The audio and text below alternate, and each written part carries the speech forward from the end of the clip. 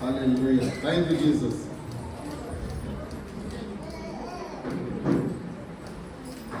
धन्यवाद। चलिए प्रार्थना करें। सब हो गया? सारे बच्चे ऊपर चले गए? ओके। पहले खुदा हम आपका धन्यवाद देते हैं प्रभु, तेरी आत्मा की सवास और तेरी आत्मा की बातें, वो बीज जो आपके मुंह के द्वारा बोया गया, वो बीज जो इस पृथ्वी के ऊपर में आपने रखा ताकि मनुष्य जाति का उद्धार हो, और आपने उस बीज को इस दुनिया में लाने के लिए जो सारे मानव जाति का उद्धार कर सकता है, आपने उस बीज को इस दुनिया में लाया। मैं धन्यवाद देता हूं परमेश्वर कि इस पूरे महीना आप हमें संभाले, वचनों का जागृति का ज्ञान दिया, समझ दी, आपके वचनों के साथ चलने के लिए मदद किया, कलीसिया को बढ़ाने में, कलीसिया को आगे तैयार करने के लिए आपने सहायता किया। आज का वचन परमेश्वर एक नई बातें है, और मैं चाहता हूं हर व्यक्ति को ये बात समझ में आए, हर व्यक्ति के हृदय तक जाए, क्योंकि ये मनुष्य का नहीं, ये आपका वचन है, ये आपका दिया हुआ वचन है। और प्रभु मैं दुआ करता हूं इस वचनों के द्वारा अपनी महिमा बढ़ा। धन्यवाद यीशु मसीह के नाम से मैं आज के वचन के द्वारा प्रभु को ही सारा आदर और महिमा उसी को देता हूं, क्योंकि ये बीज आपका है पिता।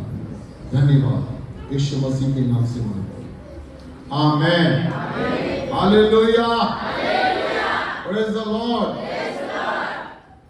हमारा जीवन मसीह में कैसा होना चाहिए? बड़े ध्यान से सुने। कई लोग मसीह जीवन जीते हैं, मगर कैसा होना चाहिए ये आपको समझनी है। किस तरह से होना चाहिए ये आपको ध्यान देना है। यदि आप किसी जगह पर भर्ती हो, चलो आपको एक सुरक्षा गार्ड बना दिया जाए, तो आपकी सुरक्षा गार्ड आप कैसे करोगे? यदि आपको किसी कंपनी के अंदर में काम दिया जाए और आपको रिस्पॉन्सिबिलिटी दिया जाए, तो आप उस काम को कैसे करोगे? ये बात आपको समझनी होनी चाहिए कि कोई भी कार्य जो होते हैं, ठीक है, वो एक विधि विधानों के आधार पर होता है। आप अपनी मर्जी से कंपनी में जाके या आपको जो भी काम दिया जाता है वो काम अपनी मर्जी से नहीं कर सकते। अगर ऐसा होता तो क्या होता? अगर ऐसा हो तो क्या हो? तो फिर तो कंपनियां बंद हो जाएंगी, ठीक है, कंपनियां बंद हो जाएंगी, मैनेजर लोगों की कोई आवश्यकता नहीं होगी, क्योंकि हर एक व्यक्ति अपनी मर्जी से काम कर रहा है। सही है? हाँ, स्कूल में टीचर में हो तो क्या होगा, है ना? बच्चे अपने मन से पढ़ रहे हैं, इसको जिसको मर्जी है वैसे करते हैं। ऐसा नहीं होता। हर जगह एक नियम है, हर जगह एक विधि है। यहाँ पर भी रूल्स है, यहाँ पर भी रूल्स रेगुलेशंस है, ठीक है। और आने वाले समय में धीरे धीरे कलीसिया जैसा सा बढ़ता जाएगा, वैसे वैसे और ज्यादा कड़क नियम बनते जाएंगे। अभी नियम सॉफ्ट है, ठीक है, आप बहुत आराम से आ सकते हो, आराम से जा सकते हो, मगर धीरे धीरे इस नियम को कड़ा करना पड़ेगा।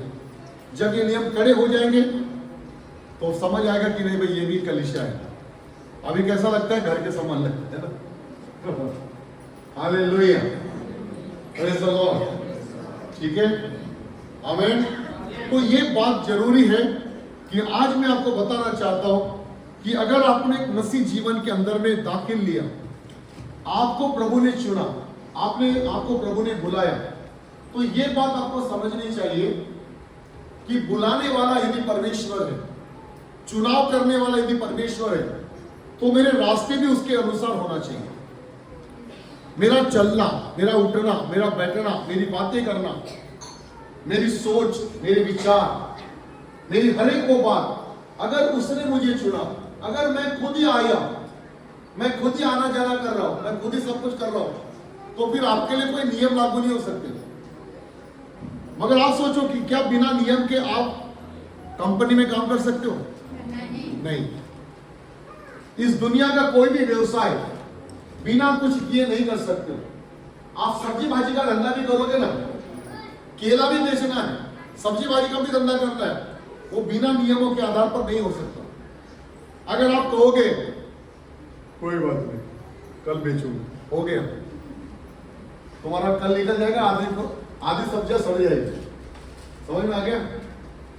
जो इंसान सुबह उठते हैं, मार्केट जाते हैं, मैं भी गया हूं, 12 बजे जाते लोग, 12 बजे से वापी में बहुत बड़ा मार्केट लगता है, वहां से सस्ता माल लेकर आते हैं, 20 रुपए किलो, और फिर यहाँ पे 40 रुपए किलो बिकता है। आपको पता है क्या? हाँ ऐसा ही है, डबल भाव। जो भिंडी आप 40 रुपए किलो खरीदते हो, वो वहां पे 20 रुपए किलो मिलती है। मगर यह है कि उसको आपको ज्यादा लेना है, 5-2.5 किलो के ऊपर ही मार्केट में जाके 2.5 किलो के ऊपर ही सब्जी लेना है, इससे कम नहीं। अगर इससे कम लोगे तो वो भी आपको वही रेट में देगा जिस रेट में आप वहां से खरीदते हो, रिटेल मार्केट से। ध्यान में रखना। मगर 2.5 किलो सब्जी लेके करोगे क्या? खाओगे कितना? समझ में आ गया? घर के लोग अगर 20-25 लोग हैं तो 2.5 किलो सब्जी होगी, है ना? चले, मैं ये बोलना चाहता हूं, आप कोई भी छोटा बिजनेस करें, बड़ा बिजनेस करें, बहुत बड़ा व्यापार करें, सब चीजों के ऊपर में क्या है? नियम है, विधि विधान है। उसी प्रकार से आत्मिक जीवन के अंदर में एक विधि विधान है। बिना आत्मिक जीवन बिना विधा विधान से नहीं होता। हालेलुया। आप समझ रहे मेरी बात को? और यही बात जो है, एक आत्मिक व्यक्ति को क्या करना चाहिए, एक आत्मिक व्यक्ति के बारे में परमेश्वर की सोच क्या है। अब पौलुस जो है अपने आत्मिक पुत्र तीमुथियुस को कुछ बातें लिखता है, क्योंकि तीमुथी जो है वो पौलुस के द्वारा ही समाचार के द्वारा वो लाया गया है ना, और वो बिल्कुल बहुत अच्छे से प्रभु के राज्य के लिए तैयार भी हुआ। ध्यान से सुनिए मैं जो बोल रहा हूं।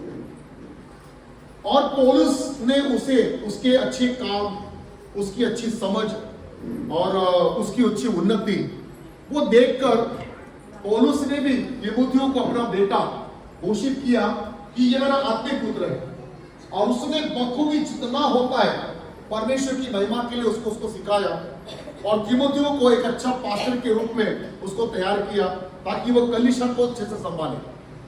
मगर तब भी पौलुस तीमुथियुस की कलीसिया को या तीमुथी को ये बात लिखता है कि तुझे आत्मिक जीवन में कैसा होना चाहिए। क्यों? क्योंकि पौलुस ने जो आत्मिक जीवन की यात्रा जिया था, बोलते कि मैंने अच्छी कुश्ती लड़ लिया, मैंने अपनी दौड़ पूरी कर लिया, मगर मैं चाहता हूं कि अगर जो मैंने किया वैसा तीमुथी तुझे वो भी वैसा ही करना है ना।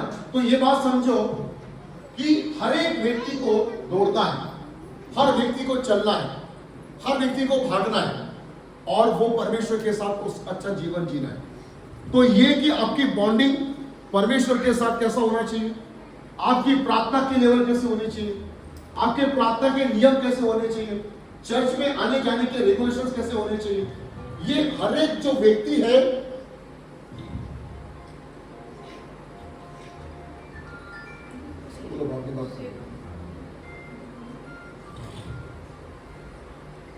आमीन, हालेलुया। यदि हम ऐसा होंगे तो अगर एक नियमों के आधार पर अगर हम प्रार्थनाएं करते हैं, नियम इस बात के लिए नहीं है, आपको नियम इस बात के लिए कि मुझे उठना है, मुझे बढ़ना है, मुझे चमकना है, आपके पास लक्ष्य होना चाहिए। बिना लक्ष्य से आपको भागना नहीं है, बिना लक्ष्य से आपको चलना नहीं है।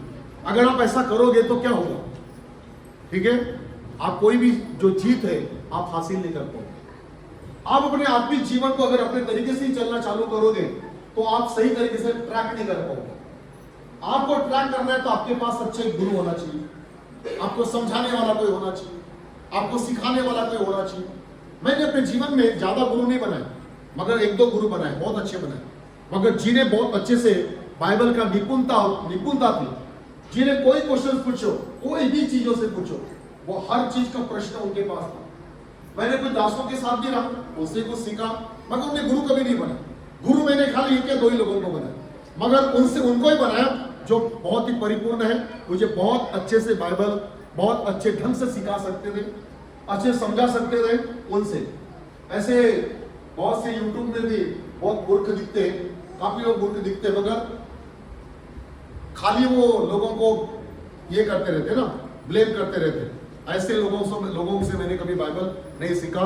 अच्छे लोग जिसमें बाइबल की परिपूर्णता थी, उनके चाल चलन में, उनके स्वभाव में, उनके कार्यों में मुझे दिखता था कि जैसा ये बोलते, जैसा वचन बोलते, वैसा इनका कलीसिया, उनका रहना, इनके विचार, उनकी थिंग्स, उनके हर एक सोच उनकी वैसा ही परमेश्वर के लिए है ना।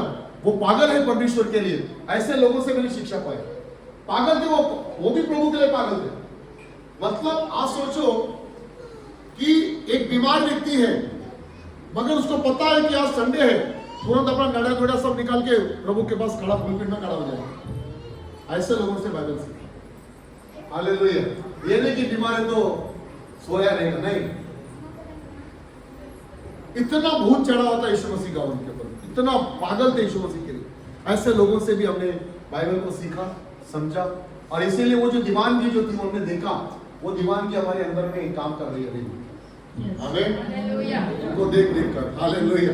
तो ये बहुत जरूरी है कि आपकी संगति किसी आलसी के साथ नहीं होना जो प्रार्थनाएं नहीं करता है, आपको चला नहीं सकता, आपको उठा नहीं सकता। ऐसे लोगों के साथ चलने से कोई मतलब नहीं। शारीरिक व्यक्तियों से न चलो, आप वैसे बनोगे जैसा आप हो। हालेलुया। आमीन। Praise the Lord. चलिए बाइबल पढ़ते हैं। दूसरा तिमोथी की मुझसे निकाले, सभी लोग निकाले दूसरा तिमोथी। मैंने कहा बाइबल हो या ना हो, पढ़ना आता हो या ना हो, मगर बाइबल होना, हाँ सही है। अभी आधा घंटा आपको सुनो, आधा घंटा मैंने लक्ष्मी सर को बोला था कि आधा घंटा आपको दिया जाएगा। जिसको पढ़ना लिखना नहीं आता है वो आधा घंटा, हमारा जो ऑनलाइन प्रेयर चलती है, ऑनलाइन प्रार्थना में आपको आधा घंटे का एक क्लास दिया जाएगा। जिसको पढ़ना है, बाइबल को सीखना है, पढ़ाई लिखाई नहीं आती है, ये आपकी मजबूरी है, मगर हम इस वर्ष में 2026 में सबसे बड़ा टारगेट ले रहे हैं कि जिसको पढ़ना लिखना नहीं आता उनको पढ़ाई सीखना है। सिस्टर बराबर है। जिसको पढ़ना लिखना नहीं आता उनको टीचर सिखाएगी, आधा घंटा, सिर्फ आधा घंटा, और वो सप्ताह में खाली 2 दिन क्लास रहेगा, फिर 2 दिन का क्लास रहेगा, जो भी वो ठहराएंगी, ठीक है।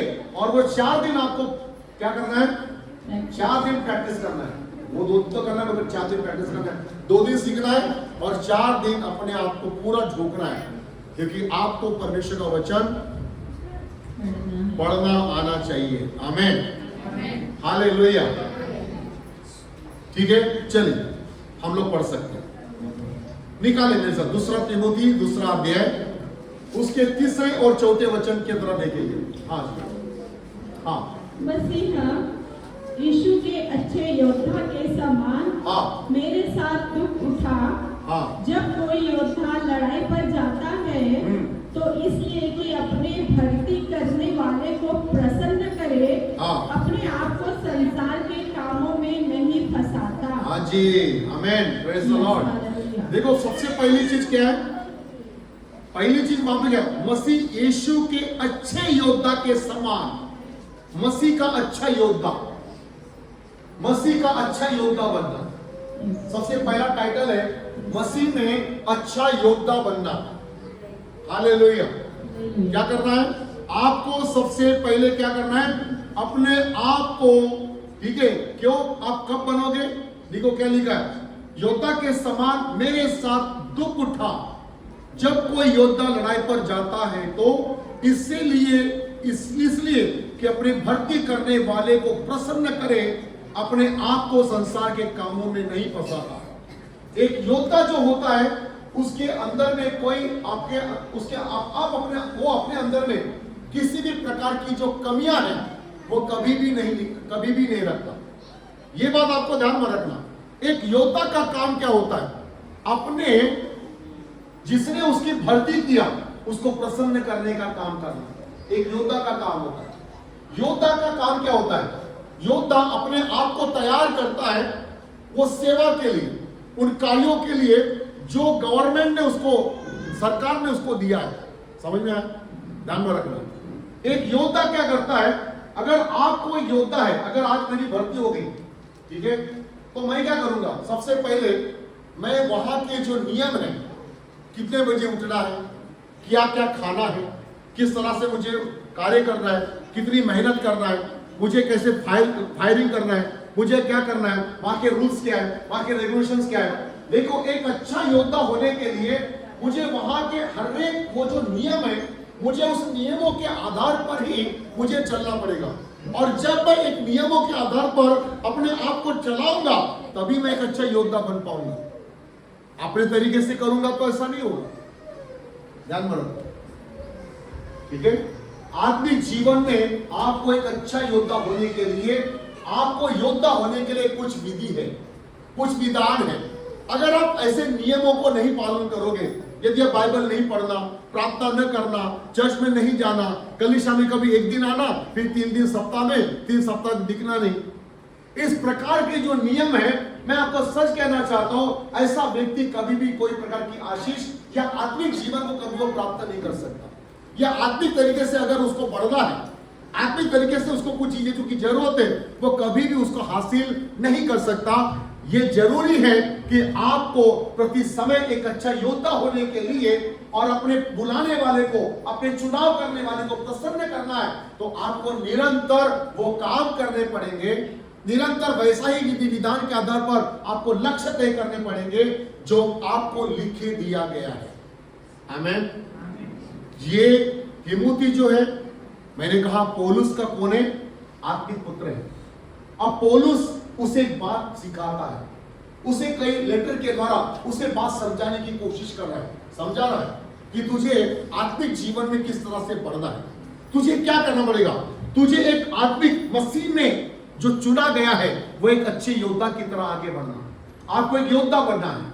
और ये ध्यान में रखना, आपने जो कुछ भी कार्य परमेश्वर ने आपको दिया, ठीक है, आपका चुनाव करने के लिए आपको सोचना है। जब मैं प्रभु में आया था, मैं नया था, मुझे भी नहीं पता था प्रार्थना कैसी की जाती है, मगर मैं निरंतर प्रभु में बना रहा, सीखता गया। आज मुझे राजू की गवाही में पसंद नहीं, वो लड़का कौन से पिक्चर देखता था वही जानता था, वो कैसा से बातें करता वो जानता था, कैसा गुस्सा था उनको जानता था। मगर आज उसकी एक अच्छी गवाही सुनने के लिए मिली, क्या कि उसने स्वयं ने कहा कि मैं पहले ऐसा व्यक्ति था, मगर अब मेरा मन बिल्कुल नहीं लगता। ये होता है योद्धा की एक निशानी कि वो आगे चलकर वो क्या करेगा, ठीक है। अब उसको समझ में आ गई रास्ते क्या चीज है, उसको समझ में आ गया कि भैया ये जो संसार है, यहाँ सब बुराई है, यहाँ सब बुरे लोग हैं, यहाँ सब बुरी बातें हैं, यहाँ सब बुरे विचार है। मुझे अगर अपने आप को संभालना है तो मुझे इनकी संगति और इन सब बातों से मुझे अलग करना पड़ेगा, और तब जाके मैं एक अच्छी योद्धा की तरह बन पाऊंगा, नहीं तो नहीं होगा। हालेलुया। आप समझ रहे? मेरी बात को समझो, ध्यान में रखो, ठीक है। हमें यीशु के साथ, देखो ध्यान में रखो, हमारा किसी व्यक्ति के साथ भी युद्ध नहीं है। देखो एक योद्धा क्या करता है, योद्धा का काम क्या है? युद्ध करना। बोलो, योद्धा का काम क्या है? युद्ध करना। सब लोग बोलो, योद्धा का काम क्या है? समझ जाओ, एक योद्धा का काम क्या रहता है? युद्ध करना। अब आपका युद्ध किसी इंसान से तो नहीं है ना, आपके पड़ोसी से तो नहीं है, और आपको एक युद्ध करना है अपनी आत्मिक चीजों से। हालेलुया। और देखो सबसे पहली चीज आपको पता है, राजू ने सबसे पहली चीज क्या बोला? आप बोले कि राजू नहीं, मतलब ये उसका वो जो जिस दौर से गुजरा ना, मैं उसी दौर से मैं भी गुजरा, इसलिए वो स्टार्टिंग में जिस दौर से वो गुजरा ना, हर व्यक्ति उस दौर से गुजरा। फ्रैंकलिन भाई भी उसी दौर से गुजरे होंगे। क्यों? क्योंकि कई बार हम ऐसे विचारों के अंदर फंसे रहते हैं जहाँ शैतान हम पर अपने आप का कब्जा करता है। और राजू ने कई अपनी पर्सनली बातें जो मैं आपके पास शेयर नहीं कर सकता, ऐसे बहुत सी पर्सनली बातें उसने मुझसे किया जब स्टार्टिंग में आया। बोले पर्सनल मैं ये सब चीजों में फंसा हूँ और मुझे यहाँ से निकलने के लिए, और मैं सोचता हूँ कि यहाँ से निकलो मगर निकल नहीं पा रहा हूँ, मगर आज वो बोलता है कि मैंने जय पा ली। ये होता है युद्ध। मानसिक तरीके से, मानसिक तौर पर जो व्यक्ति आत्मिक तरीके से बढ़ते हुए मानसिक रीति पर वो विजय घोषणा करता है, ध्यान में रखना उसका युद्ध यहां से शुरू होता है। सुनो ध्यान से, आत्मिक युद्ध शरीर से नहीं है, आत्मिक युद्ध शरीर से नहीं है, आत्मिक युद्ध मानसिक तरीके से। और जो व्यक्ति मानसिक तरीके से अपने आप को दृढ़ करता है और वो सीख जाता है, समझ जाना वो एक अच्छा योद्धा बन जाएगा। Yes, hallelujah. हालेलुया। Hallelujah. मेरी बात समझ में आ रही है? Yes. सबसे पहली चीज, आपको अटैक करना है अपने माइंड पर। क्यों? क्योंकि यहां से शैतान अटैक करता है, यहां से। आंखों की अभिलाषा, जीविका का घमंड, आपका शत्रु है आपका हृदय, आपका शत्रु आपके विचार। Praise the Lord. आप किस प्रकार की विचार करते हो? आप किसी स्त्री की तरफ देखते हो, आपके विचार आपके मन में क्या आ रहा है? आप किसी पुरुष की तरफ देखते हो, आपके मन में क्या विचार आ रहे हैं?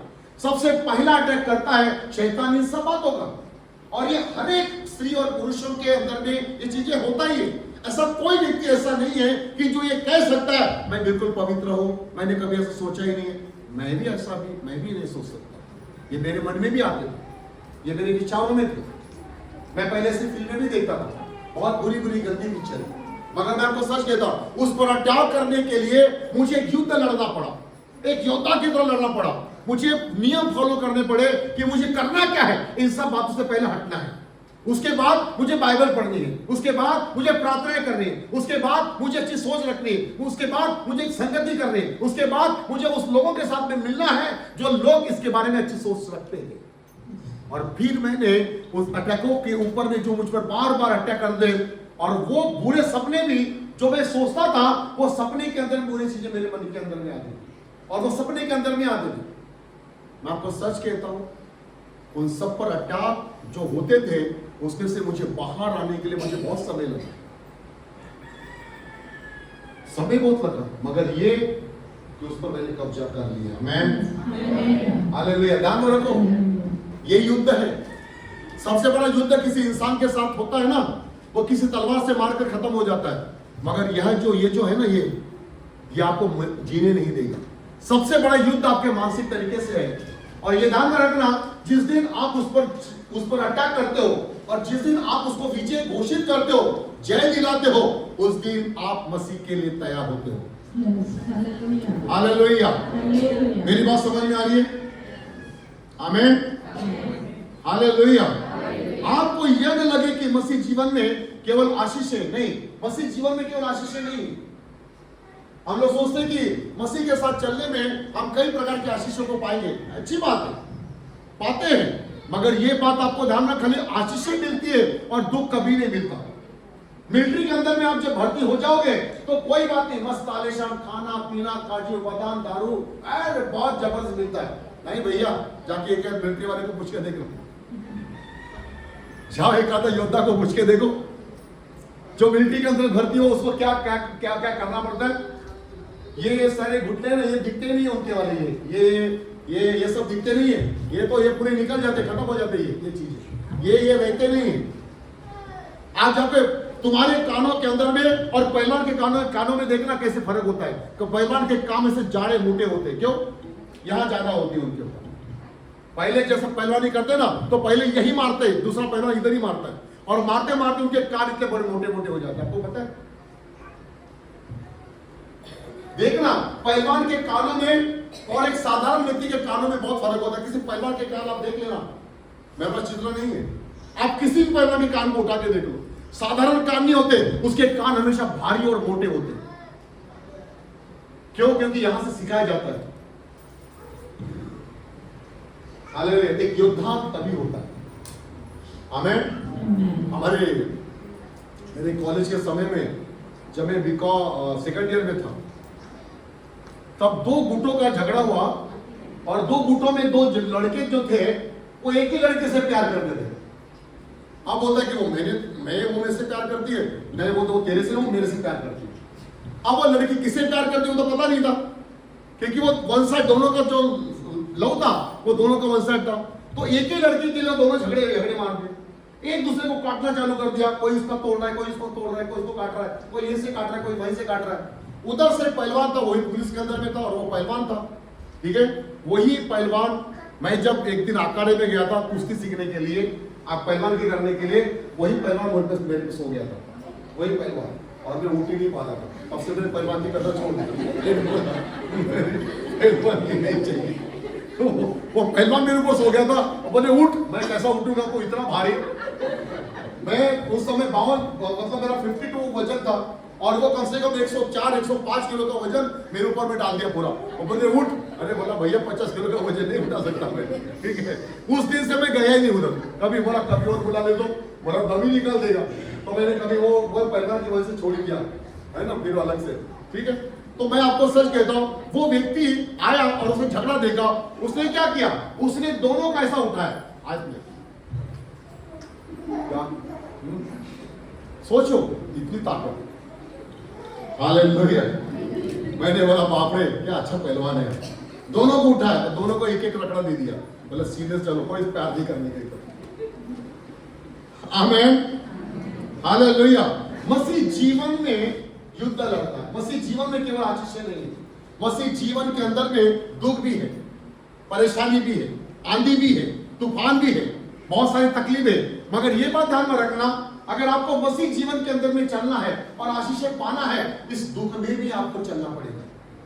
Hallelujah, praise the Lord. जैसे कि पहली बहन आई थी, हमेशा एक ही बात, दुख, जब भी उसके मुंह से निकल रहा दुख, ठीक है, मुझे कोई प्यार नहीं करता, मैं ऐसे हूं, और हमेशा अपने आप को दोषारोपण। और आज के जीवन, आज जब मैं वचन, आज जब मैं गवाही सुनता हूं, मैं बहुत आशीषित हूं, मैं बहुत अच्छी हूं, मेरे को सब अभी, क्यों, सब कुछ बदल गया। एक युद्ध, मानसिक तरीके का युद्ध, उसके दिमाग के अंदर में ये बात की कल्पनाएं थी, क्या, मुझे कोई प्यार नहीं करता, मेरे बच्चे मगर मुझे कोई प्यार नहीं करता, मेरा पति है मगर वो मुझे भी अपना वो मुझे जो स्टेटस मेरा जो उसके हृदय के अंदर में कुछ है वो भी कुछ देता नहीं, मुझे प्यार नहीं करता, मुझे समझाता है, समझता नहीं है, मेरे से अलग रहता, मुझे अकेली रहती हूँ, भी उसके दिमाग के अंदर। मगर अब उसको ये बात समझ में आ गई है कि चाहे दुनिया मेरे साथ हो ना हो, मेरे बच्चे मेरे साथ हो ना हो, मगर एक चीज है, मेरा खुदा मेरे साथ खड़ा है। इसको बोलते युद्ध जीतना। कोई हो कोई न हो, कोई चले या न चले, कोई हमारे साथ है या नहीं है, कोई प्यार करे या ना करे, खुदा मेरे साथ है। यही सबसे बड़ी विजय है। आमीन, हालेलुया। और ये बात ध्यान में रखना, मैं आपको सच कहता हूं, यही है हमारा युद्ध, और एक युद्ध हमेशा लड़ाई के लिए तैयार होता है। आमीन, हालेलुया। और ये प्रतिदिन हमारे साथ होता है, प्रतिदिन अपना युद्ध तैयार करना है, प्रतिदिन हमें मुझे आपको जीतना है, प्रतिदिन आपको आगे बढ़ना है। आमीन, हालेलुया, प्रेज द लॉर्ड। एक योद्धा जो होता है वो युद्ध देकर भागता नहीं है, एक योद्धा जो होता है युद्ध देकर भागता नहीं है। बाइबल क्या बोलती है, क्या लिखा, मसीह यीशु के अच्छे योद्धा, अच्छी योद्धा की निशानी आपको बता रहा हूं। एक अच्छा योद्धा लड़ाई को देकर भागता नहीं है, लड़ाई को देखकर छिपता नहीं है, एक अच्छा योद्धा हमेशा आगे बढ़ता है। आपको ध्यान में रखना, बाइबल कहती है कि दाऊद के पास कोई युद्ध करने का कोई ये नहीं था, कोई ताकत नहीं थी और ना कोई उसके पास टैलेंट था, मगर वचन में लिखा है कि गोलियत के सामने खड़ा हो गया। आमीन, क्योंकि उसका युद्ध शारीरिक नहीं था, उसका युद्ध आत्मिक था। वो परमेश्वर की ताकत से गोलियत के सामने गया। एक राक्षस, 9.5 फुट का राक्षस, 9.5 फुट, सोचो, जिस खंबे को ओपन में बोलते नहीं, ये जो खंबा है वो तो उसका खाली ये था, भाला था उसका, वो भाला, खंबे कितना भाला, आप तो खंबे को उठा भी नहीं पाओगे, खंबे कितना भाला था उसका। जो पोल आप देखते हो ना, वो पोल का वजन इतना हेवी भाला था, उसकी चौड़ाई, उसकी लंबाई, इतना हेवी व्यक्ति इजराइल के शाऊल को, ललकार राजा को ललकार रहा था। जब दाऊद ने सुना, दाऊद ने कहा मैं इससे लड़ूंगा, मेरा परमेश्वर से लड़ेगा। Hallelujah, praise the Lord. एक योद्धा जो होता है, ये ध्यान में रखना, अपनी ताकत से नहीं लड़ता। एक योद्धा हमेशा, जो संसार का योद्धा होता है ना, वो कैसा लड़ता है, अपने उन बातों से लड़ता है कि मुझे मारना है, मुझे उसको हराना है। आमीन। मगर ये बात हमेशा ध्यान में रखना, जब दाऊद के सामने गोलियत था, उसने सोचा मैं अपनी ताकत से इसको हरा तो नहीं सकता, मगर मेरा खुदा है मेरे साथ। आमीन। और जब आपको यही तो ध्यान में रखना है, एक योद्धा की निशानी क्या होती है, एक योद्धा की निशानी यही होती है, वो अपने बल से नहीं, वो परमेश्वर की ताकत से हर युद्ध को जीतता है। Hallelujah, praise the Lord. आंधी और तूफान जब यीशु मसीह के साथ थे, तो उसके चेले जब निकले, वचन में लिखा है क्या, गिरसनिया के तरफ जाते जाते क्या हुआ, अचानक उनके जीवन में आंधी और तूफानों ने कब्जा कर लिया।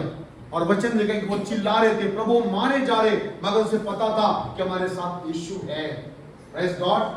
आंधी और तूफान, देखो जब आप प्रभु के साथ चलोगे आपके जीवन में इस प्रकार की बातें होगी, मगर एक बात ध्यान में रखना, युद्ध आपका ही है, जीतना ही है। आमीन, हालेलुया।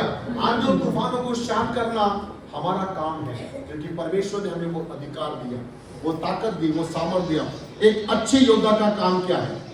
एक अच्छे योद्धा का काम है परमेश्वर के साथ खड़े हो जाना और युद्ध को जीतना। आमीन, हालेलुया। कई बार आपका पारिवारिक युद्ध होता है, मानसिक तरीके से पीड़ाएं होती है, मगर ये बात ध्यान में रखो, मानसिक पीड़ाओं से आपको बाहर आना है। हाँ, आमीन। बहुत सारे लोग हैं जो मानसिक पीड़ाओं से बहुत परेशान थे, मगर इस वर्ष के अंदर में बहुत से लोगों की मैंने गवाही देख रहा हूँ और गवाही सुनते जा रहा हूँ कि मैं पहले इस दिन फर्स्टेड था, मुझे समझ में आया कि मैं आगे कैसे बढ़ूं, मगर देखो खुदा ने मुझे वहां से बाहर निकाला। ये युद्ध है, ये जीतना पड़ेगा। एक अच्छा योद्धा की निशानी यही है कि वो विजय की घोषणा करता है। हमें वो कभी हारता नहीं है, वो कभी डरता नहीं है। और कई बार जो लोग हारते हैं, अगले साल जब मिलेंगे ना, तब वो वही युद्ध कर जीते रहेंगे। मेरा पति है ना, छोड़ता ही नहीं दारू, मेरे पति ने तो छोड़ दिया। क्यों? क्योंकि मैंने युद्ध लड़ा, मेरे पति ने छोड़ दिया। अब वो मेरे साथ कलीसिया के अंदर में आता है और हम दोनों साथ साथ बैठकर परमेश्वर की महिमा करते हैं। मेरा पति क्यों नहीं सुधरा? तू भी तो अपने पत्नी के पति के लिए आई थी ना। काय के लिए? मैं इस बहन की लाली को, आपको पता होना चाहिए कि उसके लिए इतनी दारू पिया कि इतनी दारू कि बहुत ज्यादा दारू, मतलब उसके शरीर के अंदर में खून कम था और दारू का प्रमाण ज्यादा था। आपको पता है? और 2 बार ये बात निकली, ये 2 बार इसके रिपोर्ट में आ गया कि इसके शरीर के अंदर में रक्त कम है और दारू ज्यादा है, अल्कोहल का प्रमाण ज्यादा बढ़ गया। सोचिए, इतनी दारू, सुबह उठे दारू, काम पे जाएगा, काम से आ गया दारू पी के घर में आते थे, कभी कभी घर के अंदर भी दारू पीते थे। सही बात है। ये बहन को मैं क्या करूं भैया, कैसे करूं? हर बार की लड़ाई, एक बार तो उसको एडमिट किया, अच्छा हो गया, बाहर आया मृत्यु से, फिर भी चालू कर दिया कुछ समय के बाद में, अरे कुछ नहीं होता, डॉक्टर ने थोड़ी बोला है पीने के लिए, थोड़ा थोड़ा पीने के लिए बोला। अब थोड़ा थोड़ा पीने का मतलब क्या है? थोड़ा थोड़ा थोड़ा थोड़ा थोड़ा थोड़ा थोड़ा थोड़ा थोड़ा थोड़ा, मतलब अभी क्या सा थोड़ा थोड़ा थोड़ा थोड़ा थोड़ा थोड़ा, फिर से एडमिट हो गया और डॉक्टर ने बोला ओ भैया थोड़ा थोड़ा नहीं, अभी बिल्कुल भी नहीं। मैं आपको सच कहता हूं, ये बेटी कंटिन्यू अपने पति के लिए प्रार्थना कर रही थी, युद्ध लड़ रही थी कि प्रभु कुछ भी हो जाए, यीशु के नाम ये सही हो जाए। आमीन। और वह युद्ध जीत गई। हालेलुया। अभी मुझे लगता है कि वो दारू के लिए प्रार्थना करती होंगी। हाँ प्रभु मेरे पति की दारू छोड़, अभी प्रार्थना करती है? नहीं। क्यों? क्योंकि युद्ध जीता दिया है। हालेलुया। समझो, आप हारना नहीं है। कई सारे लोग हार जाते हैं, पति ऐसा करता है वैसा करता है, अरे युद्ध तुम्हारा है, तुम्हें जितना ही है उसको बाहर निकालना है, ये हमारा काम है। एक योद्धा की निशानी यही होता है क्या कि वो लड़ता रहता है और वो अपने परिवार को सुधारना करता है। आमीन। परिवार का सदस्य में कोई भी हो, चाहे कोई स्त्री हो, चाहे कोई पुरुष हो, चाहे कैसा भी हो, लड़ाई, ये ध्यान रखना, अगर आपकी पत्नी ऐसी है कि बार बार आपको आपके साथ शक करती है, बार बार आपके ऊपर में ब्लेम करती है, हर बार झगड़े होते हैं, हर बार आपके बारे में नहीं सोचती है, ना विचार करते, आपको एक काम करना है, आप अगर प्रभु को जानते हो, युद्ध उससे नहीं, आप उससे, कई सारे लोग देखो ना भैया सुनते नहीं, अरे उससे लड़ाई करके क्या करने वाले, तुम्हारा घर बर्बाद हो जाएगा। पत्नी से युद्ध करके क्या करने वाले हो? कौन सा विजय हासिल करोगे? इसको मारोगे, उसको मारोगे, वो कमजोर है तो मारोगे, वो पता है पत्नी मुझ पर हाथ नहीं मार सकती, खाली लोग सकती है क्योंकि वो कमजोर है, तो कमजोर समझ के उसको लात मारना, कमजोर समझ के हाथ मारना, ये गलत बात है। मगर ये बात है कि मैं आपको बोल जाना चाहता हूं कि आपका युद्ध ये नहीं है कि आप पत्नी को मारे, ये कि उस शैतान को हराए जो उसको बिगाड़ रहा है। आमीन। युद्ध यही है, अच्छा योद्धा यही है। मसीह यीशु के अच्छे योद्धा की नहीं मेरे साथ दुख उठा। और प्रभु ने कहा क्या करना, आपको दुख उठाना पड़ेगा, मतलब आपको प्रार्थनाएं करनी पड़ेगी। आमीन, हालेलुया। हम क्या करते, अरे आप मेरे सामने खड़े होकर अपने दुख उठाने से या मुझे अपने दुख देने से मेरे दुख बड़े नहीं होंगे, मैं आपके लिए प्रार्थना कुछ समय के लिए करूंगा। मगर ये ध्यान में रखना, लड़ाई बोलो, लड़ाई मेरी है। कौन सी लड़ाई है, किसकी लड़ाई है? आपके परिवार के अंदर में जो लड़ाई चल रही है वो आपकी लड़ाई है। और जीतना कौन है, मुझे नहीं, वो आपको जीतना है। आपको एक मसीह यीशु के अंदर में एक अच्छे योद्धा की नहीं, चाहे आपके लिए कितना भी दुख उठाना क्यों ना पड़े। आपको सुबह 3 बजे अगर किसी ने कहा बहन तो 3 बजे उठ और 2 घंटा प्रार्थना कर अपने पति के लिए, आपको करना चाहिए। अगर किसी ने कहा आपको सुबह, आपको हर बार सप्ताह में 1 या 2 बार आप उपवास करो, 100% तेरे परिवार के अंदर में शांति आएंगे, आपको करना चाहिए। दुख उठाना, प्रेयर करना, संगति करना, आगे बढ़ना, ये आपका काम है। ये नहीं है कि मेरा परिवार ऐसा चल रहा है चलने दो, ये कभी सुधरने वाला नहीं है, ये तो कुत्ते की पूंछ है। नो, कई सारे होते ना, ये तो बोलते ना कुत्ते की पूंछ में कितना भी समय तक वो क्या बोलते, क्या डालेंगे रखे, हाँ पाइप में डाल के रखे तो कभी सुधरने को कभी सीधी होने वाली नहीं है। वो पति है, वो कुत्ता है, वो कुत्ते की पूंछ अलग है। कई बार कुत्ते की पूंछ के सामने पति का कंपैरिजन करते हैं। अरे कुत्ते की पूंछ अलग होती है, ठीक है, कुत्ते की पूंछ अलग होती है। कुत्ते की पूंछ को अगर नहीं चाहिए तो काट कर सकते हैं। कई कुत्ते तो बिना पूंछ के भी होते, मगर पति का गला नहीं काटना है। हालेलुया, मेरी बात सुनो, बाइबल कहती है मसीह यीशु के अच्छे योद्धा की नहीं मेरे साथ दुख उठा। जब कोई योद्धा लड़ाई पर जाता है तो इसके लिए कि अपने भक्ति करने वाले को क्या करता है, प्रसन्न करता है और अपने आप को संसार के कामों में नहीं फंसाता। एक अच्छे योद्धा की निशानी क्या है, अपने आप को संसार के अंदर में, संसार की मात्र जाया में वो नहीं फंसाता है। Praise the Lord. अरे खुद संसारिक हो, तुम खुद प्रार्थनाएं नहीं करते हो, कुछ उपास नहीं करते हो, कलीसिया के साथ आपका कोई रिश्ता नहीं है, आना जाना आपका बराबर नहीं है, संडे के दिन आप आते नहीं हो, महीने में 1 बार खाली प्रभु भोजन के समय दिखते हैं, हाँ आगे बाकी 3 सप्ताह पता नहीं किधर है। और आप ये सोचते हो कि मेरा अच्छा प्रभु के साथ तो अच्छा बॉन्डिंग है।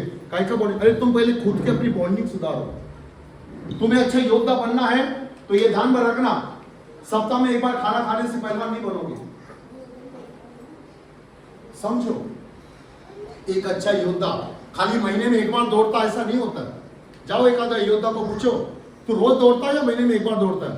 तेरी बॉडी शॉडी तो बहुत अच्छी दिखती है, क्या क्या करता है? अरे कम से कम 3 महीने में 1 बार दौड़ता हो, 5 महीने में 1 बार खाना खाता हो काजू बादाम, ऐसा बोलेगा? क्या करता है वो तो आप अभी बताइए, क्या करता होगा? रोज क्या रोज करता है? रोज खाता होगा। रोज खाने के नियम होते हैं उनके पास, क्या खाना है, क्या पीना है, क्या खाना है, क्या लेना है, कहाँ उठना है, कितने बजे उठना है, कितने बजे दौड़ना है, कितना दौड़ना है, क्या करना है, मुझे क्या क्या करना है, कौन सा क्या चीजें सीखना है, उस तमाम सारी बातों का क्या करते हैं, प्रैक्टिस करते हैं रोज रोज रोज रोज रोज रोज एवरीडे, और वो एक अच्छे योद्धा की नहीं खड़े हो जाते हैं। आमीन। आपके जीवन के अंदर में आपको ऐसे ही प्रैक्टिस करनी पड़ेगी। आप बोलोगे बिना प्रैक्टिस से आप योद्धा बनोगे? ओ कभी नहीं सकते। बिना प्रैक्टिस से आप योद्धा कभी नहीं बन सकते। आपको प्रैक्टिस करना पड़ेगा योद्धा बनने के लिए। आमीन। बोलो योद्धा बनने के लिए मुझे नियम फॉलो करने पड़ेंगे। बाइबल के अंदर में आपको नियम है। परमेश्वर ने मूसा को 10 आज्ञा दिया था। बाइबल के अंदर में नए में आपको खाली 2 ही आज्ञा दिया, मगर बाइबल नियमों से भरी हुई आशीषों की पुस्तक है। जो भी चीजें चाहिए आपको उसको पाना पड़ेगा और आपको उसको लेने के अच्छे योद्धा की तरह आपको प्रार्थनाएं करनी है। आप ये चाहते कि कलीसिया के अंदर में कुछ हो तो आपको उठना पड़ेगा। अगर आप चाहते हैं कि हजारों आत्माओं का कलीसिया हो, हम सबको एक साथ बढ़ना पड़ेगा। हमें लड़ाई करनी पड़ेगी। किससे? मनुष्य से नहीं, समाज से नहीं। तलवार दिखाकर, चाकू दिखाकर आप कलीसिया में किसी को नहीं लेके आ सकते। कोई जबरदस्ती किसी को बुला नहीं सकते। आपको ध्यान में रखना, सबके पास स्वतंत्र इच्छाएं हैं। आज अंधकार का समय नहीं है, आज उजाला में है। आप उजाले में प्रचार करें। प्रभु ने तुम्हें मौका दिया है। आमेन। प्रभु में स्थिर रहो, प्रभु में बढ़ते जाओ। आज मैंने प्रार्थना किया आपको ठहरा रहना है। मैं आपको बोला तुम ये आए, ये भी आए, हर व्यक्ति यहाँ पर आया, सबके पीछे एक अंधकार था, सबके पीछे एक अपनी अलग से गवाही थी। सब लोगों ने अपने दुख उठाकर यहाँ पर आए, दुख उठाए, भैया ऐसा ऐसा था, वह था, ये था, ये था, ये था, ये था। यहाँ पे जितने भी है सबके पास जीवन में कुछ ना कुछ गिरता। विनीता सिस्टर अपने दुख के लेकर दुकड़ा कर देती, भाव वशन भाव तसम भाव ये तो आता है, अभी नहीं, अभी मस्त हो, अच्छा हो। ये बात ध्यान में रखो कि आपको प्रभु के साथ चलते रहना। ये नहीं कि एक दिन आया, एक सप्ताह के बाद नहीं, आपको एवरी डे। मैं अपनी जिंदगी में एवरी डे, ऐसा कोई दिन नहीं था मेरी लाइफ में। और आपकी ध्यान रखना, अगर आज मैं यहाँ हूं तो मेरी बढ़ोतरी कहां से हुई? वहीं से शुरू हुई ना। अगर मैं वहां पे नहीं बढ़ता और ऐसा ही बैठा के ऐसे सुनता जाता आता, भाई अपना काम करो, धंधा करो, ये सब फालतू चीजों के तरफ ध्यान मत दो, अपना काम करो। अगर मैं ये सोचता तो मैं लगता कि मैं विजय के समय वैसे ही बैठ जाता, या आपके समय ऐसे बैठा रहता और बोलता कि यहाँ पर कोई स्टेज में होता, कोई सुनता रहता, बस अपना काम करता, आता जाता, बस ये नहीं। मैंने आपके जीवन में सब बातें नहीं सीखा। मतलब मुझे उससे और आगे बढ़ना है, मुझे आगे चलना पड़ेगा। आमेन।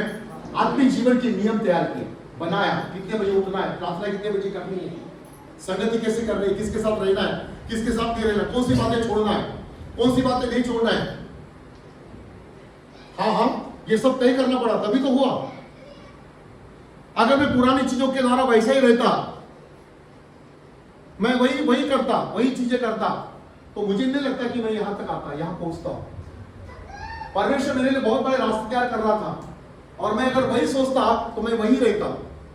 ध्यान में रखो, मैंने बहुत कुछ त्यागा, बहुत कुछ छोड़ा, अपना बिस्तर छोड़ दिया, अपनी नींद छोड़ दिया, अपना घर छोड़ दिया, अपना पैसा छोड़ दिया, अपना बिजनेस छोड़ दिया, अपना परिवार छोड़ दिया, भाई छोड़ दिया, माँ बाप, परिवार सब छोड़कर सब छोड़ना चालू किया। सब जो चीजें मेरे परमेश्वर के लिए उठने के लिए जो मुझे जरूरत थी, है ना, वो जो मैंने मुझे पाना था, उसके लिए मैंने जो त्याग करना था वो मैंने त्याग किया, जो छोड़ना था मैंने छोड़ दिया। लाखों, मैंने बोला लाखों छोड़ गए, चले, मेरा खुदा नहीं छूटना चाहिए। आमीन। ये ध्यान रखना। और जब आप तय करते हो एक योद्धा के लिए, एक योद्धा यही होता है, प्रेज़ द लॉर्ड, हालेलुया। और तब जाके तुम सक्सेस बनोगे, तब जाके तुम आशीषित बनोगे। ऐसा आशीष नहीं मिलती है, आशीष मिलती है आपको तय करनी पड़ेगी कि मुझे करना क्या है, मुझे किसके साथ संगति करनी है, कौन से लोग मेरे साथ रहते हैं। भाई मेरी तो छूटती नहीं। अरे तू जब तक छोड़ेगा, कब छोड़ेगा? जब तू उसकी संगति छोड़ेगा तो तेरी छूट जाएगी। तुझे संगति उन लोगों के साथ में नहीं करनी है जो दारू पीते, जो बुरे काम करते, जो बुरी फिल्में देखते, बुरी संगति करते, बुरी बातें करते। आप अगर कंटिन्यू उनके साथ संगति करोगे, उनके साथ रहोगे और उनको चाहत करोगे, और रात में, सुबह में, दोपहर में, कहाँ है बेटा, कहाँ है मम्मी, दोस्तों के साथ होगी, दूध थोड़े आधे घंटे बाद, कहाँ है मम्मी, अभी थोड़ा मैं दुकान इधर उधर घूम रहा हूं, कहाँ है, 12 बज रहा है, 1 बज रहा है, 2 बज रहा है, किसके साथ है? दोस्तों के साथ है। वाह, 12 बजे 1 बजे कितने किसके साथ है? दोस्तों के साथ है। अच्छी लंगोटी आनी चाहिए। और हम बोलते कि आत्मिक जीवन में कैसे बढ़ेंगे? भैया ऐसा नहीं बढ़ोगे। अगर कोई मुझे पूछा कि कहाँ है आप, परसों कहाँ, मैं प्रार्थना में हूं, डिस्टर्ब मत करो, बाद में करना पड़ेगा। आपने बेटे से पूछा कहाँ है आप, अरे चुप, फालतू फोन कर रहे, रुकना, आ रहा हो थोड़ी देर में। आत्मिक जीवन में यही तो चीजें हैं। तो संगति तुम्हारी कहाँ पे, किससे संगति कर रहे जाओ, यही तो प्रॉब्लम है। और हम बोलते कि आशीष नहीं मिल रही, क्यों नहीं मिल रही भाई साहब? यही तो प्रॉब्लम है। एक अच्छे योद्धा की लड़ाई लड़ना है तुम्हें। हमें भर्ती करने वाले को, जिसने तुम्हें भर्ती किया, तुम स्वर्ग के लोग हो, तुम्हें स्वर्ग में भर्ती मिल गई है, और जिसने तुम्हें भर्ती किया उसको प्रसन्न करो। मुझे नहीं, किसको? जिसने तुम्हें बुलाया। मैंने मनुष्य को प्रसन्न नहीं किया। मेरे पीछे मेरे आगे मेरा पास्टर पढ़ाने का था, शेखर किधर जा रहा है मुझे देखना नहीं, कोई कैमरा लगा के देखा था। अगर हर बात में मेरा खुदा मुझे देखता था और उसकी नजरों में मुझे जो अच्छा लगता था वो मैं करना शुरू करता था। भला कितनी बुराई मेरे अंदर में पड़ी थी। मुझे उठने के लिए, मुझे पढ़ने के लिए बहुत सारी, जैसे राजू ने, मैंने बताया जो राजू ने जो कल्पना है उसके मेरे दिमाग में वो सारी कल्पनाएं की मतलब चित्र की तरह मेरे को में ये कर दो। मुझे उठने नहीं देते, मुझे बहुत ताकत लगानी पड़ी, बहुत प्रार्थना करनी पड़ी, उपवास करने पड़े और तब जाके मुझे वहां से मुझे मुक्ति मिली। सही में राजू, मैं आपको सच कहता हूँ, जैसे तू फंसा था ना वैसा मैं भी फंसा था एक दिन। लसानों की राजी यहाँ पर खड़ा हो जाए आने वाले समय में। आमीन, हालेलुया, प्रेज द लॉर्ड। एक पवित्र जीवन जीना बहुत मुश्किल है भैया। जो गुजरा है ना उनको पूछो पाप से कैसे बाहर नहीं। एक वेश्या जो वेश्या काम करती है ना, उसे अच्छा बनने के लिए बहुत समय, बुरा बनने के लिए कोई ज्यादा समय नहीं लगता। 5 मिनट में बुरा मिलता है, बुराई होती है। मगर एक व्यक्ति को अच्छा होने के लिए बहुत साल लगते हैं, बहुत साल लगते हैं। बुरा होने में ज्यादा सही नहीं लगते, खाली 5 मिनट लगता है। क्या करना है? 100 रुपए के बम्पर के पौधे लेके एक हाथ में चाकू ले लो, हो गया। 2-4 गाली दे दो, बुरा इंसान बन गया, चालू हो जाएगा। और वही अच्छाई बनने के लिए, अच्छा होने के लिए समय लगता है, बहुत समय लगता है, साल निकल जाते हैं, साल के साल। भैया मेरे को 30 साल लगे तो अच्छे होने के लिए, अच्छा होने के 30 साल लगे, 30 साल लगे मुझे। और आज भी कई बार मुझ पर कब्जा होता है उन दुष्ट आत्माओं का, उन चीजों का जो कई बार मैंने छोड़ दिया। कई बार वो विचार कभी कभी आते हैं, मगर मुझे समझ आ गई है कि मुझे कैसा उसको हराना है ना। ये नहीं है कि योद्धा बन गया तो शत्रु तुम्हारे पास नहीं आएगा, ऐसा कभी नहीं होगा। तुम बॉर्डर पे खड़े हो तो ये मत समझना कि शत्रु कहां से, शत्रु कैसे भी घुस सकता है, शत्रु कैसे भी आएगा, मगर ये तुम्हें समझना है इस व्यक्ति के साथ मुझे युद्ध कैसे करना है। आमीन। परमेश्वर तुम्हें अच्छा योद्धा तब बनाएगा जब शत्रु को तुम मार सकते हो। समझ जाओ तुम अच्छी योद्धा हो। आमीन। अपने भक्ति करने वालों को प्रसन्न करो। ये लाइन अपने बाइबल में नोट करो।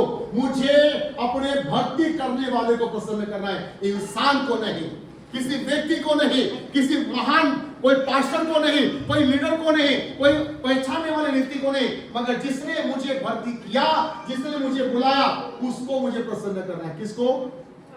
किसको करना है? सब लोग किसको करना है? हाँ, उसको करो जिसने आपको भर्ती किया। आपके विचारों से उस पर कब्जा करो। आपके घर में क्या चल रहा है? आपका घर कैसे शांत होगा? आपके घर के परिवार के अंदर में शांति कब आएगी?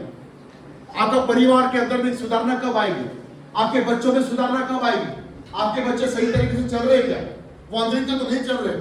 आपको ध्यान में रखना, हर समय आपको शत्रु को स्मेल करनी है कि शत्रु मेरे घर के अंदर में तो ना है। मेरा घर एक प्रार्थना का घर है, मेरे घर के बच्चे प्रार्थना करने वाले बच्चे, मेरे घर के अंदर में आत्मिक वातावरण है। अगर वो नहीं है, उसका युद्ध मुझे लड़ना है। आमीन, हालेलुया। युद्ध तो हमको आपको लड़ना पड़ेगा। और ये ध्यान में रखना, योद्धा ही है जो क्या करता है। एक योद्धा वही होता है जो अपने भक्ति करने वाले को प्रसन्न करता है। आमीन।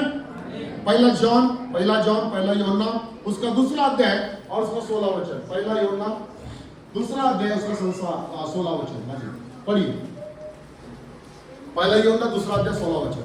क्योंकि जो कुछ संसार में है, सुनो, जो कुछ इस संसार के अंदर में है, अर्थात शरीर की अभिलाषाएं और आंखों की अभिलाषाएं और जीविका का घमंड और मन का घमंड आगे पिता की ओर से नहीं, ये परमेश्वर की ओर से तुम्हें नहीं दिया गया, परंतु संसार ही की ओर से है ना। कैसा? वो पिता की ओर से तुम्हें नहीं दिया गया। तो कहां से? संसार के अंदर से है। Praise the Lord. किसकी ओर से है? संसार की ओर से दिया गया है। और आपको जो दिया गया है उस पर आपको कब्जा करना है। आमीन। एक योद्धा वही होता है जो कुछ संसार के अंदर से दिया जाता है उसको अपने अंदर से हराना है। बोलो, किसको हराओगे? मुझे हराओगे? तुम्हारा टारगेट कौन है? मैं हूं या शैतान है? क्या मुझसे लड़ाई करोगे? कभी कभी कर लेना।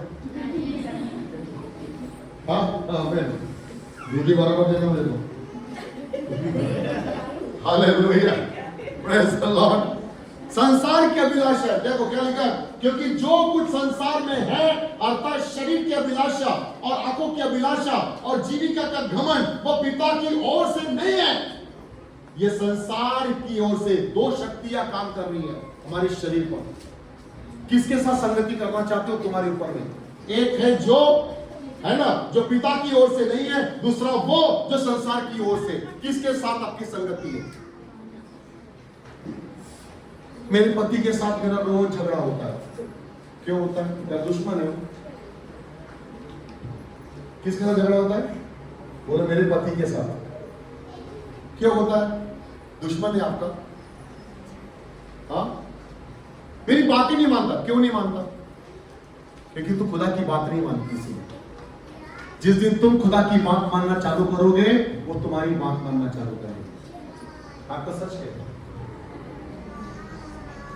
जिस दिन आप खुदा की बात मानना चालू करोगे, इस संसार का हर व्यक्ति आपकी बात मानना चालू करेगा। आमीन। तुम खुदा की बात नहीं मानते हो, बोलते कि पति मेरी बात नहीं मानते, पत्नी मेरी बात नहीं सुनती। तुम खुदा की बात सुनते हो? पहली बात तो हम लोग उसकी बात नहीं सुनते और हम बोलते कि मेरी पत्नी मेरी बात नहीं सुनती, मेरा पति मेरा बात नहीं सुनता। क्यों नहीं सुनता है? इसका मतलब कि तुम योद्धा नहीं हो रहे हो, तुमने तैयारी शुरू नहीं की है। हाँ हाँ, लोग मेरी बात सुनते कब? जब मैं खुदा की बात सुनता हूं। आमीन, हालेलुया। तुम्हें किसकी बात सुनना है? आप इस संसार पर एक छाप निकालने के पहले कि संसार को आप अपने आत्मिक तरीके से हराए, इसके पहले तुम खुदा की बात सुनो। जब तुम उसकी सुनोगे, दुनिया आपकी सुनना चालू करेंगे। आमीन। मूसा मर गया, मूसा मर गया। परमेश्वर ने मूसा लोगों से कहा, मैंने अपने लिए दास चुन लिया और मेरे आगे अगुवाई कौन करेगा? कौन करेगा? अब यीशु मेरी लीड करेगा। क्या मूसा के पास बच्चे नहीं थे? मूसा के पास बच्चे नहीं थे? क्या मूसा के बच्चे जवान नहीं हुए थे? मगर कहां है ये मूसा के बच्चे? दिख ही नहीं रहे मेरे को।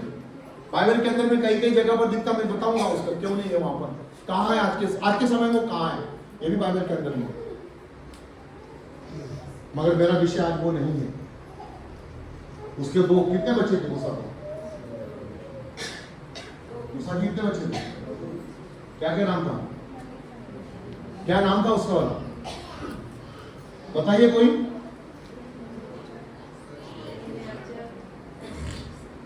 हाँ, एलियाजर एक नाम होता है क्या?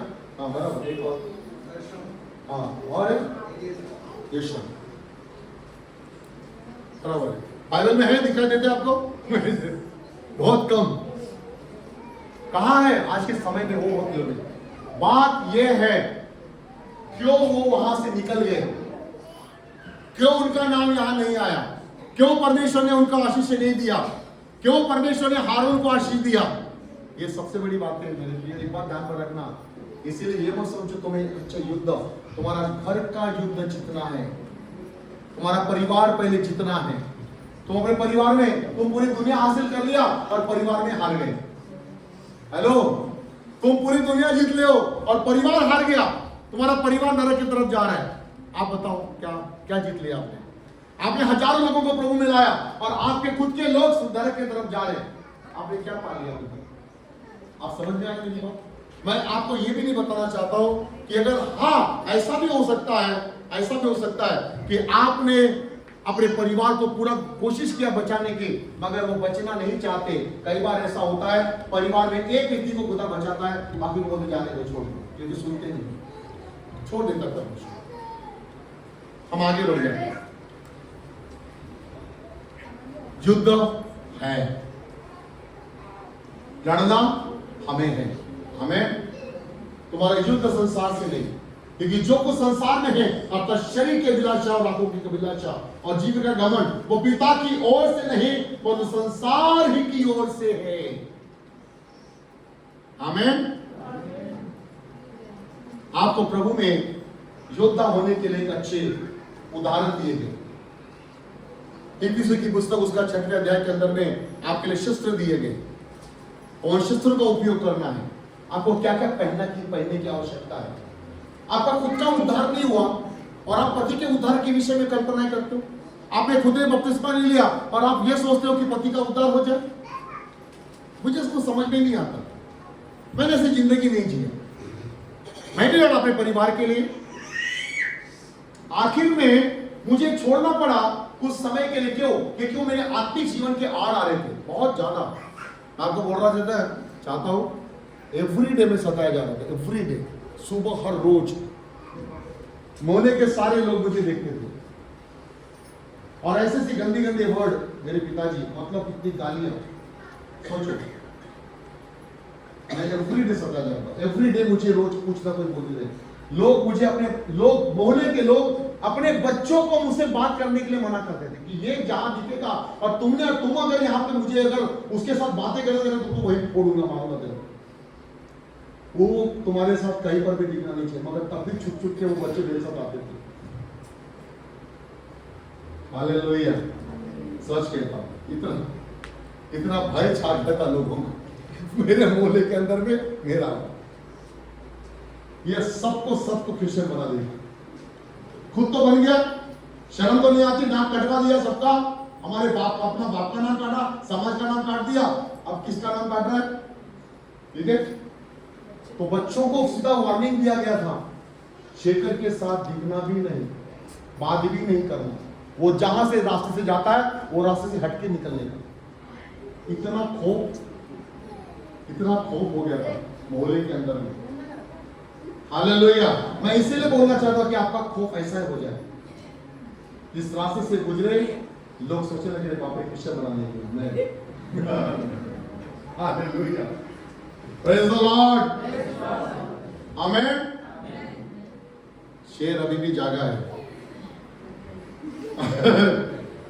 Hallelujah, praise the Lord. आने वाला साल शेर और जागेगा और खड़े करेंगे। कई सारी कलीसिया का निर्माण होगा यीशु मसीह के नाम में।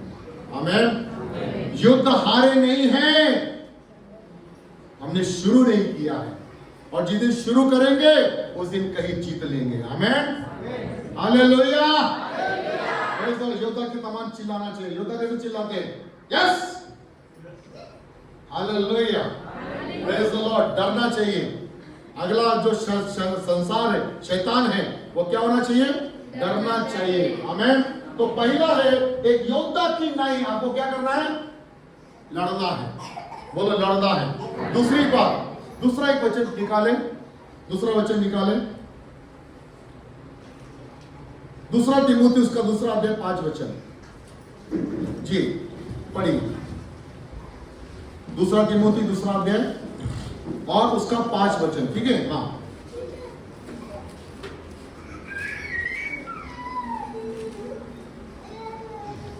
हाँ जी।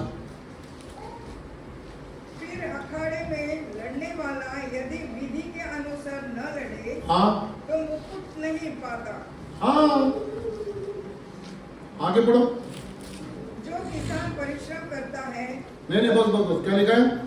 फिर अखाड़े में लड़ने वाला यदि विधि के अनुसार न लड़े तो मुकुट नहीं पाता। देखो ध्यान में रखना, पहला है कि आपको अच्छी योद्धा के समान लड़ना है, पहला योद्धा है। दूसरा, आपको पहले पहलवान की, और पहलवान की आपको विधि विधानों के आधार पर ही करना है। विधि के साथ दौड़े, विधि के साथ पहलवान की करे। Praise the Lord. एक पहलवान क्या करता है? मैं एक पहलवान को देखा और उसकी पत्नी को देखा, उसकी पत्नी बिल्कुल बारीक है और वो इतना पहलवान, बाप रे, और पत्नी ये बिल्कुल। वो हमारा इधर भी है WWE में, कौन है वो, क्या नाम उसका?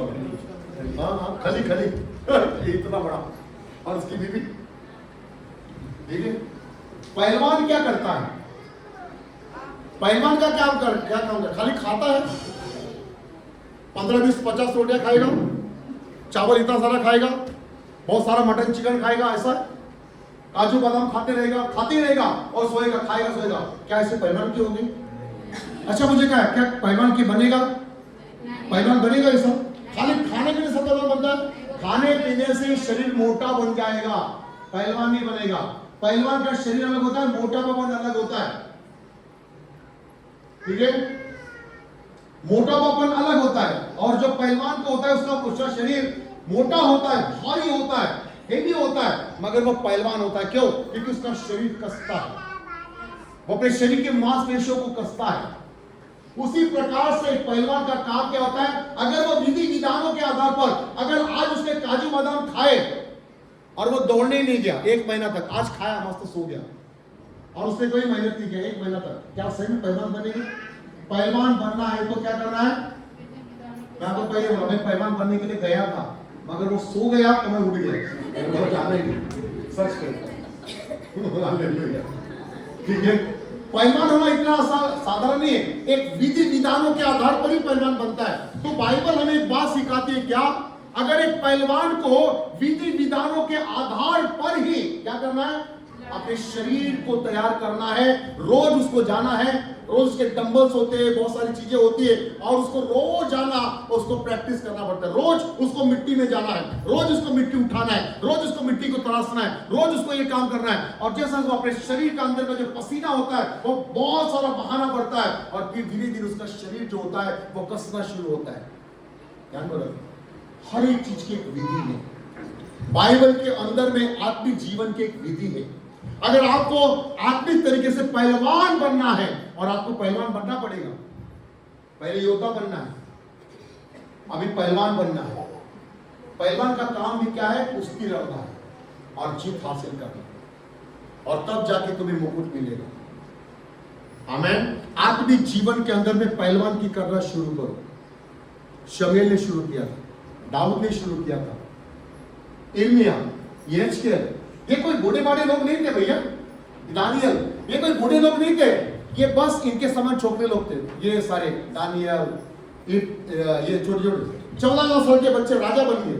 सुलेमान कोई बहुत बड़ा बूढ़ा आदमी नहीं था, अरे जवान छोकरे थे जब इन्होंने राजगद्दी संभाले। बाइबल के अंदर भी एक महान व्यक्ति है, 12 साल की उम्र में वो राजा बन गया। 12 साल की उम्र, सोचो, ये कोई बड़े लोग नहीं थे। 14 साल की उम्र में, सुनो, 14 साल की उम्र में अलेक्जेंडर ने क्या उठाया? तलवार उठाई। 34 साल की उम्र तक उसने पूरी दुनिया पर राज कर लिया। आप सोचो, 20 साल के अंदर में पूरी दुनिया जीत ली। 34 साल की उम्र में वो मर गया, जवान लड़का मर गया, शादी भी नहीं हुई थी इसकी। हालेलुया। पहलवानी अखाड़े, फिर क्या लिखा है? क्या? फिर अखाड़े में लड़ने वाला यदि विधि के अनुसार ना लड़े तो मुकुट नहीं पाएगा। तुम्हें जीवन में कोई चीजें चाहिए, एक बात ध्यान में रखना, अगर तुम्हें पहलवान की करनी तो विधि के अनुसार। आत्मिक जीवन में बिना विधि विधानों के कैसे कैसे कैसे लड़ोगे? एक वचन पढ़िए, पहला कोरिन्थियों की पुस्तक, उसका 9 अध्याय और उसका 25 वचन।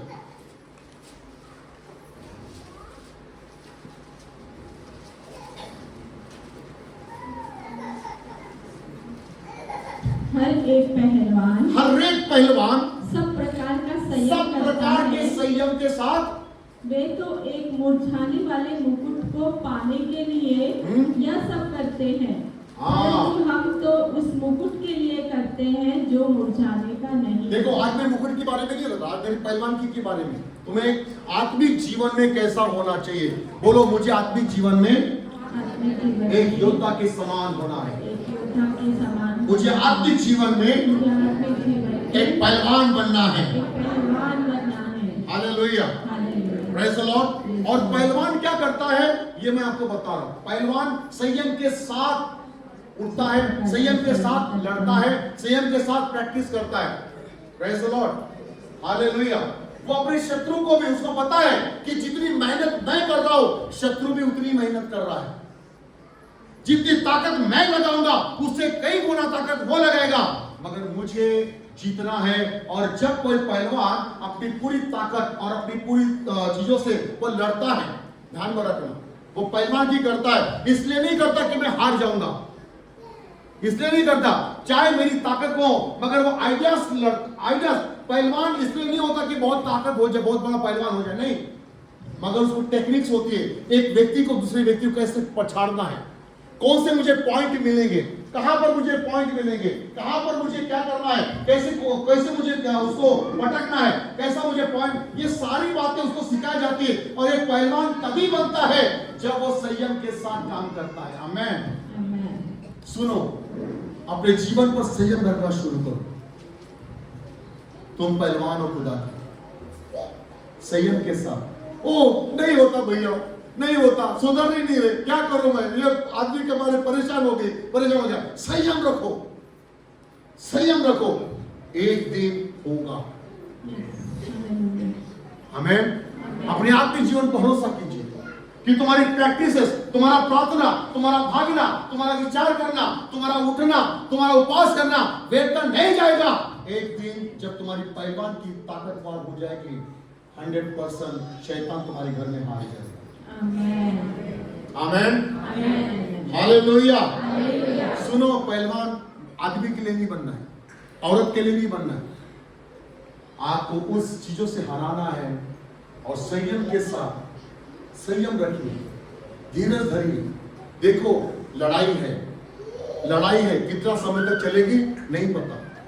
पुराने युद्ध जो है ना, एक दिन 2 दिन के नहीं होते थे, महीनों निकलते थे। आज भी यूक्रेन और रशिया का युद्ध चल रहा है। कितने साल हो गए? 4 साल हो गए। 4 साल से चल रहा है। अब वो कितना बड़ा देश है, और रशिया कितना बड़ा देश है, इतना सा कंट्री है, छोटा सा, मगर आज भी आके दिखाता है उसको। आज भी हार नहीं माना उसने, है ना? इसी को बोलते युद्ध है। संयम रखो।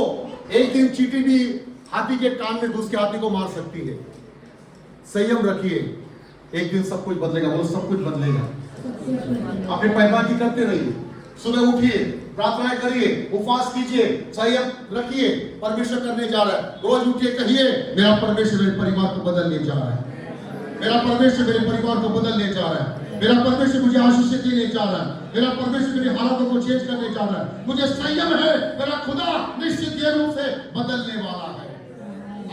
अपने आत्मिक जीवन की तरफ ध्यान दीजिए, अपने पहलवान भी करते रहिए। जो कोई भी खुदा ने आपके लिए दिया, पहलवान बनने के लिए जो कुछ करना है, एक ताकतवर इंसान होने के लिए 4 बातों का, मैंने 2 ही बातें आपको बताया। 4 बातें पहलवान की करना है, एक रनर अप की बातें दी, दौड़ने वाला, ठीक है? मगर अभी समय नहीं, हमें प्रभु में बढ़ना है आत्मिक तरीके से। आमीन। हालेलुया। नीति वचन की पुस्तक लास्ट वचन पढ़ेंगे, नीति वचन 25 अध्याय और 28 वचन पढ़ेंगे।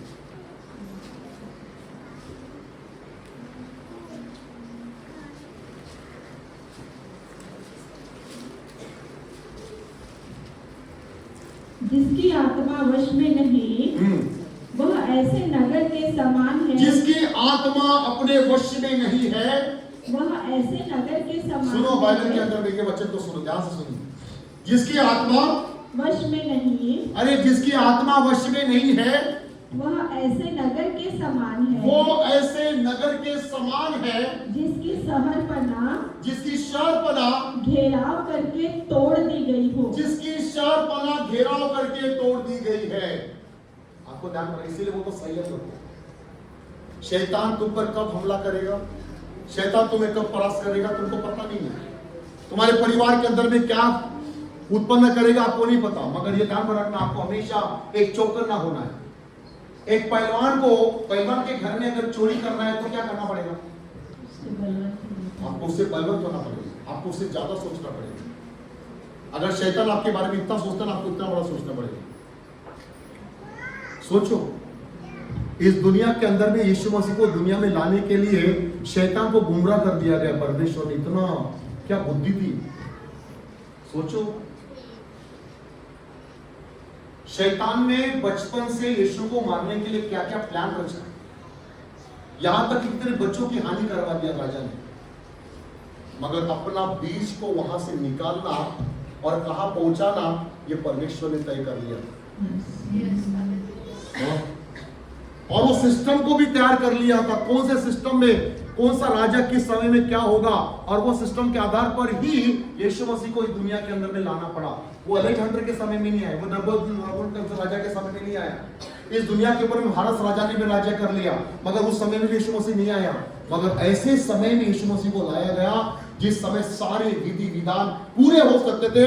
बाइबल के हर एक वचन जो यीशु के बारे में भविष्यवाणी के रूप में जो लिखे थे, वो हर एक वचन एक एक वचन पूरे हो सकते हैं। वो सारे रास्ते, वो सारी विधि विधान ये परमेश्वर ने तैयार कर लिया था, पूरा एजेंडा तैयार हो चुका था। यीशु को इस दुनिया में लाना है और क्रूस पर पूरा बलिदान पूरा करना है। बिना इससे कुछ नहीं होगा।